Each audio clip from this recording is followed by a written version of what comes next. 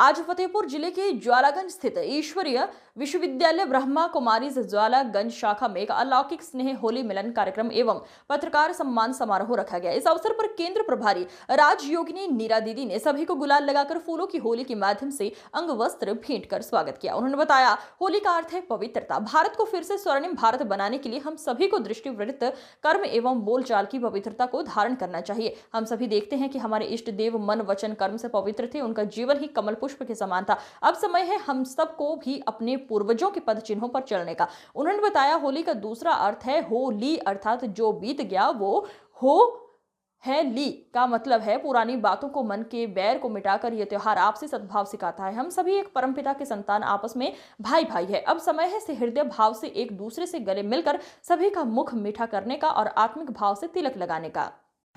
किस प्रकार का आम जनमानस को संदेश देना चाहती हैं और किस प्रकार से इस जीवन को समृद्ध बनाना चाहिए? मैं ब्रह्मा कुमारी नीरा बहन हूँ, ज्वालागंज केंद्र से। और ये तो पता ही है, ब्रह्मा कुमारी 150 देशों में मूल्यनिष्ठ जीवन और राजयोग मेडिटेशन के ऊपर बहुत अच्छा कार्य कर रही है।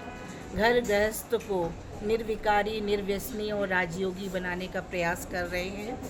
हमारा लक्ष्य है कि नर ऐसी करनी करे जो नारायण बन जाए, नारी ऐसी करनी करे जो लक्ष्मी पद पाए। जो भारत स्वर्ग था, पैराडाइज था, सोने की चिड़िया कहलाता था, हम भी वैसे ही फिर से बने।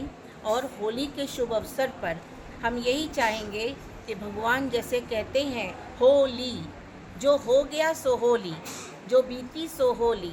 हर बात को फुल स्टॉप या बिंदी लगाएं और हर बात में बिंदी लगा करके आपसी सौहार्द को मिलाएं और आपस में भाई भाई की भावना रखकर, हम एक पिता के बच्चे हैं, उसकी संतान हैं, तो हम आपस में भाई भाई हैं, ये भावना लाएं और साथ साथ परमात्मा रंग में रंगें।